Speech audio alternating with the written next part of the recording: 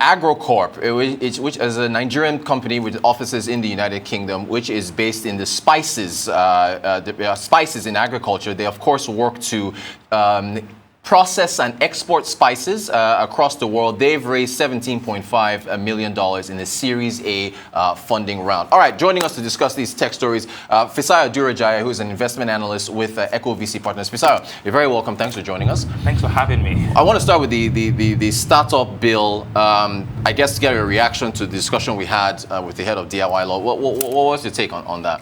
I mean, I think it's interesting. It's interesting. It's also tricky. Right. It's interesting because I think that there should be some laws, some operating framework that guides the operation of tech businesses. However, if tech businesses are seen to be innovative, right, historically we found out that laws, catch up with innovation, not the other way around.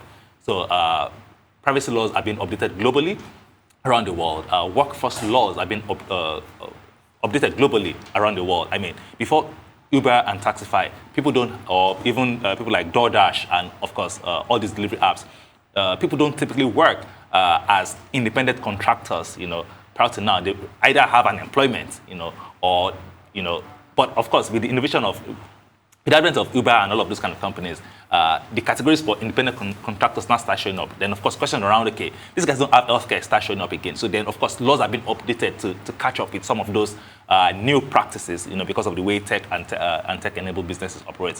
So it's going to be difficult to say, okay, we want to sit down here and say, write a law, a one-size-fits-all bill for all technology businesses, across Nigeria. That's number one. Then, of course, number two is the fact that the thing around technology and tech-enabled businesses is now is tricky. I mean, you gave an example around the potato chips company, yeah, I have to right? Give The an last example. time. So you gave the So what if I, somehow then create a D2C platform that allows me to sell directly my potato chips from manufacturing plant directly to customers?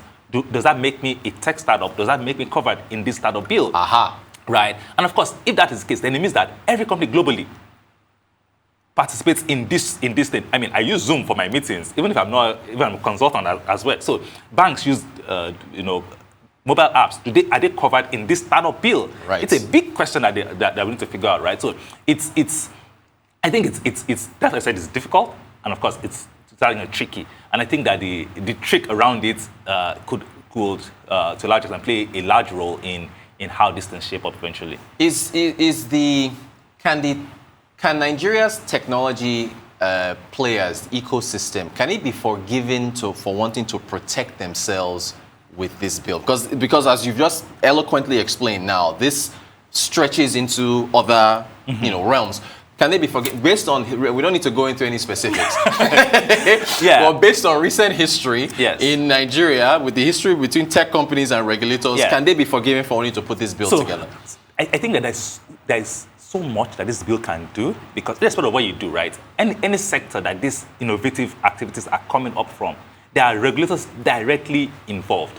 I mean, even in the US, cryptocurrencies are being regulated by this CBN, which is the Federal Reserve, and of course the Treasury.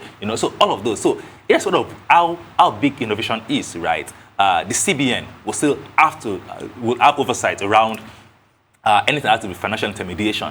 Right, if it's a microfinance bank, if it's a peer-to-peer lending, if it's payment, irrespective of how your startup bill would want to protect anyone. If it is falling under the jurisdiction of the CBN would have to take actions in that. The same way, if it's doing anything that has to be insurance, NICOM will have to step up. If it's doing anything with securities trading and asset management, SEC will have to show up there, right? So, if these regulators are not brought into this conversation, if these regulators are not carried along to a large extent, then irrespective of whatever the bill is, because the bill would not exempt you from the oversight of the CBN. The bill cannot exempt you from the oversight of your direct regulators. So if those regulators are not part and parcel of those writing this bill, then I think that's going to be if you come on to execute eventually. One more question on this, and thank you for making that point. So that means you now have to bring in a lot of regulators and players. Stakeholders, our favorite word in this country. Right. So can you get agreements based on that. And I asked that to ask this question. Use this example. JAMB, right? Joint Admissions Matriculation Board, recently abandoned minimum cutoff marks. And we had a guest, we talked about that a couple days ago. One of the reasons is because they said there were so many, stakeholders that were giving different cutoff marks and so on. They said, okay, you know what, let's just leave it to the tertiary institutions. Yes. So that's them.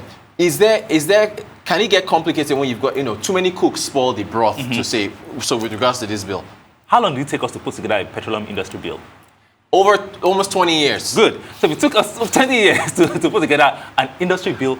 And of course, after passing the bill or into law, there's still issues. I mean, not just one, like multiple issues. Right. Host communities, this, that, just even the NNPC's stake. I mean, the NNPC's position today is not clear, right? Even after 20 years of drafting and redrafting and public hearings and stakeholder meetings, engagement and precedents, different senates, different things, right?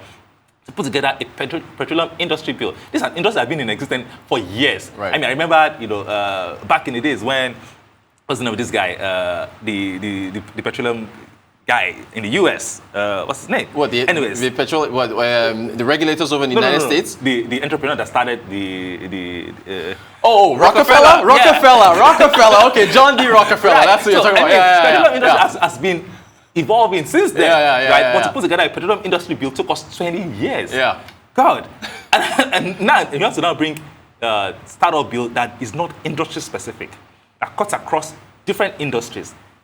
This is just petroleum industry that took 20 years. Right. Now, putting together a bill that covers different industries, and it's still pretty new. And it's still pretty new. Yeah. Wow. It's a tall order. So thanks for that.